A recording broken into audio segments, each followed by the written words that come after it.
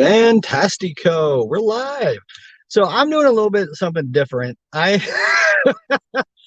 was having some tech issues earlier and I am on my phone. So with that being said, if you want to comment and you want me to see it like for real, like actually see it, there should be a link up above and it should be let's see. It should be where you have it. You can click the link and I can see your comments. But yeah, please click that link so I can see your comments and they'll pop in. I'm streaming to like 4 different places right now.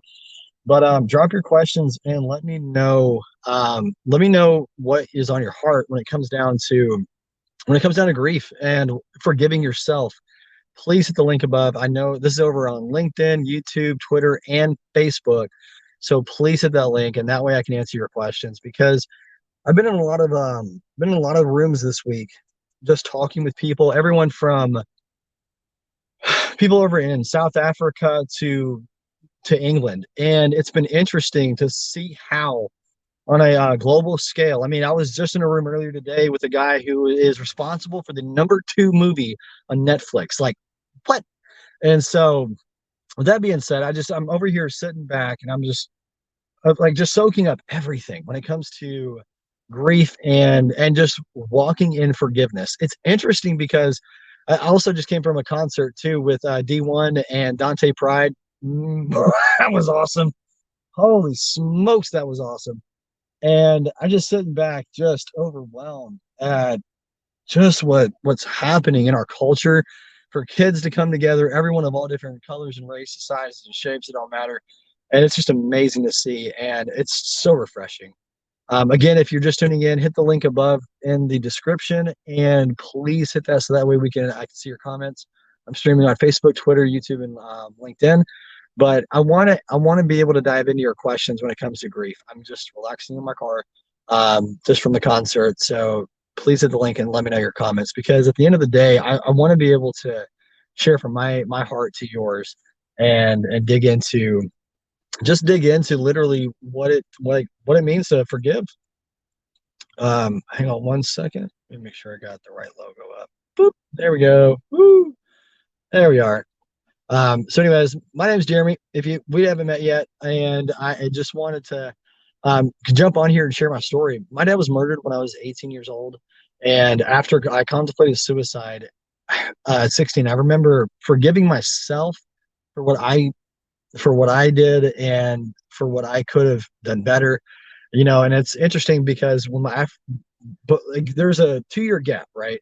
2 year gap. I contemplated suicide, and it's interesting because I contemplated suicide, and then I started to understand how much I was forgiven, and then I was able to give that to my dad. Um, it's interesting because I was able to set down boundaries and actually really dig into a lot of the stuff that was holding us back from being able to build a relationship. And man, I'm telling you, like when it came down to, oh Lord have mercy, I remember, I remember first reaching out to my dad, and I was scared. I was so frightened, and I was just afraid of what he was going to say.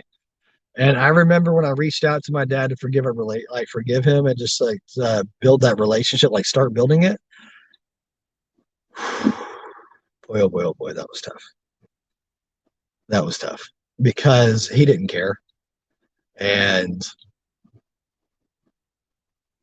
it's just interesting how when I reached out to repair that relationship with him, when I reached out to repair that relationship with him, he wondered what was wrong with me. And I'm telling you that when someone doesn't want to either face the facts of what happened, want to encounter that, because a lot of times when we go back to somebody to repair, that involves acknowledging what was done wrong. But when you're coming from a place in your heart to mend and to rebuild, um, there's a different motivation than trying to be heard or understood or saying that you were wrong, right?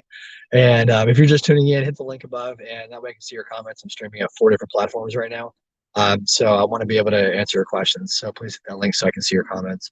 Um, but I remember when my dad, he had no idea of what I was trying to do or anything I was trying to accomplish. And I'm telling you, like when it came down to he and I actually having a grown-up discussion, this 50-year-old, I'm sitting back blown away at how immature he was behaving. And it was like my mom and I were talking about this. Hey, Lauren, oh my gosh, bro, it's been a while. Lauren, what we connected about a couple of years ago, it's the right season. And I don't know if I know you're extremely busy and there's a lot going on in your world. But brother, I'm telling you, like there are about to be a lot of broken hearts healed. But um, but when it comes to approaching him, I had no idea. Like I'm over here like blown away. Like this guy is so. I'm gonna be straight with you. My dad was so stubborn.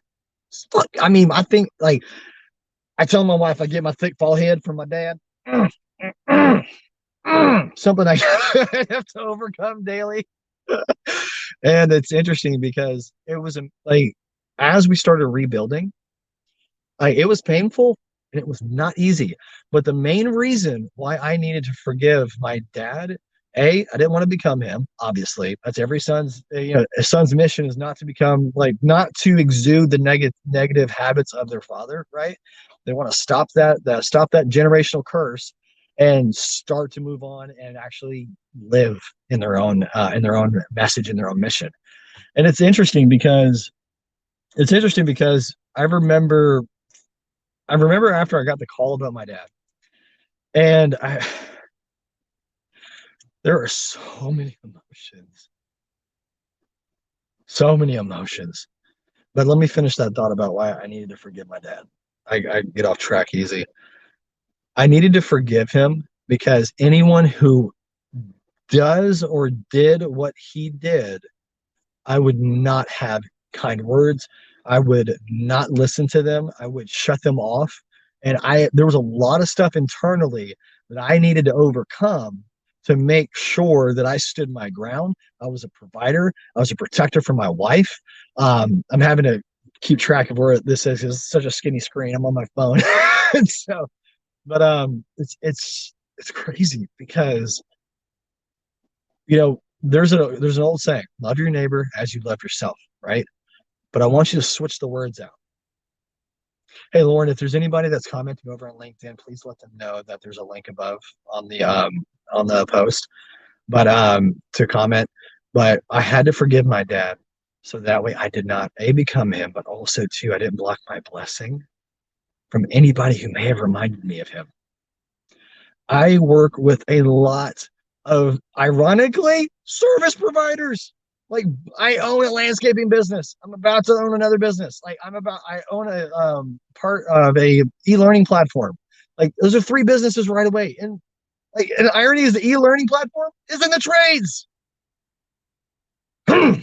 Man, I'm telling you, like it blew me away as far as and Warren, that's when you and I met. Because I was trying not to be my dad in that area. And ironically enough, I did. As fate would have had it, I'm back. But I definitely didn't want to get in the tree business like my dad. But I had to forgive him so that way anybody that reminded me of him did not trigger me or bring up scars from trauma. I wanted to make sure that I was whole and I had peace. Because at the end of the day, if you don't forgive, what's going to happen is that you're going to regret what you should have done. And it sucks because there's nothing you can go back to turn the clock on.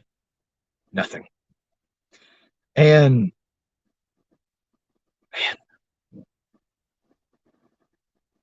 what really hurts my heart is that people of all races, backgrounds, religion, whatever the case is, that old phrase to love your neighbor as you love yourself, the definition's in the statement. As you love yourself, you're going to love your neighbor. But swap the words out. As you forgive yourself, you're going to forgive your neighbor as well. To the degree that we understand that of forgiveness for ourselves and how much we forgive ourselves and not not beat ourselves up. You can tell who's really hard on themselves on how they treat other people because we treat others to the 10% of how we treat ourselves. And the irony behind that is that there's a scripture in the Bible that talks about how, Paul said, I do the things that I hate, and I want to do the things that I want to do. Yeah, in other words, thorn in the flesh. And there are certain things that happen that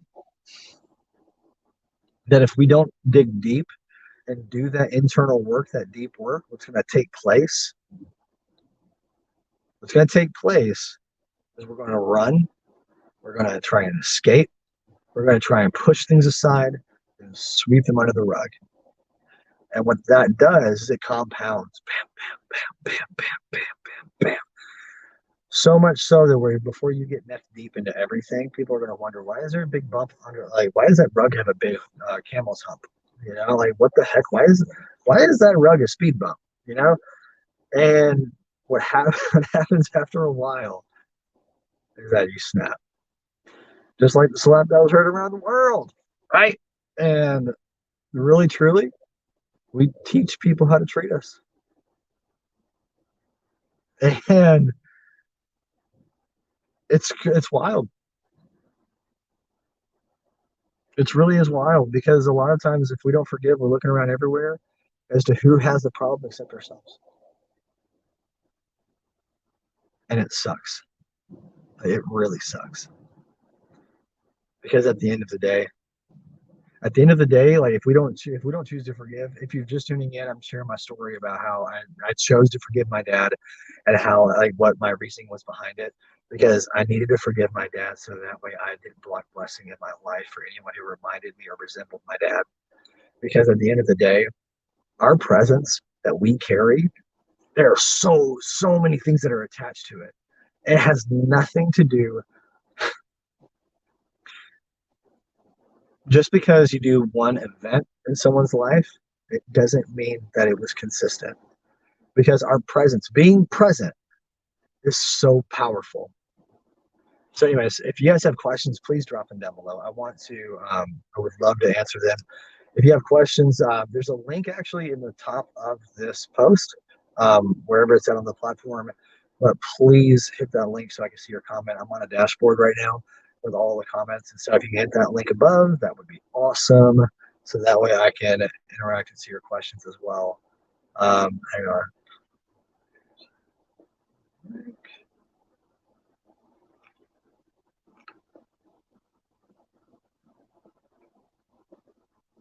Put this in the comments so that way people can see it. I have to keep repeating it.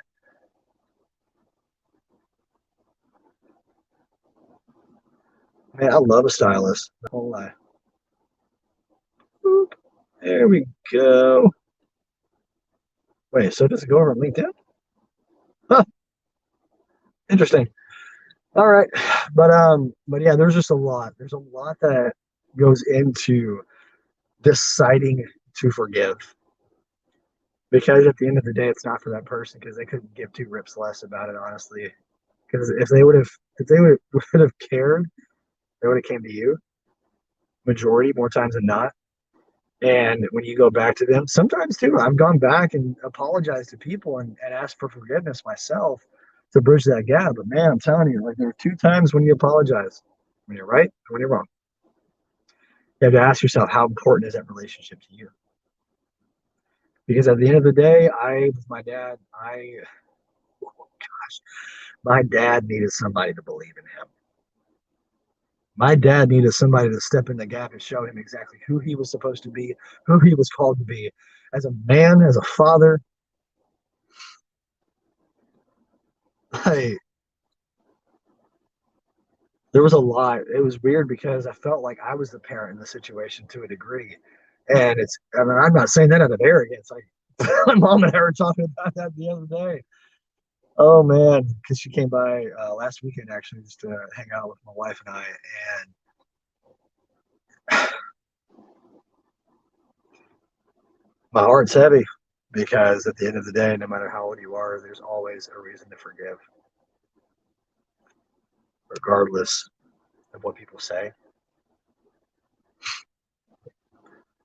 no matter what.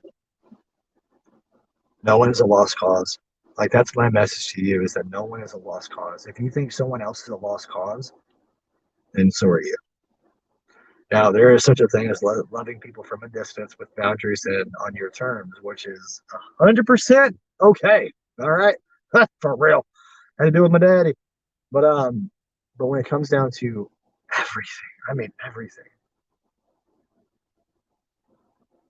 When you're when you have a bad case of the shoulda, coulda, was,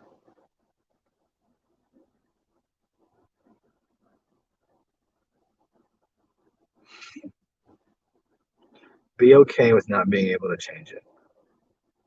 Be okay with not being able to go back and fix it.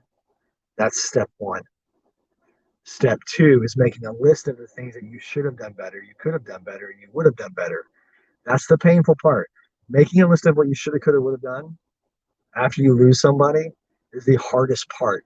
But what on the other side of that is what you can do now.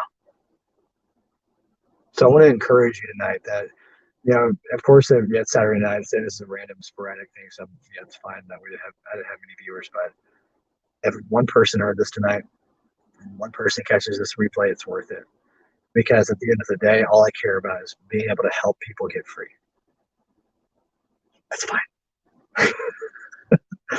And I'm telling you, it's so important to forgive yourself and others because at the end of the day, just because you could have done something better, you should have done something better that you know you should have done. Nothing is stopping you from starting to do it right now with those around you. Because now you got experience. Don't beat yourself up. Just don't.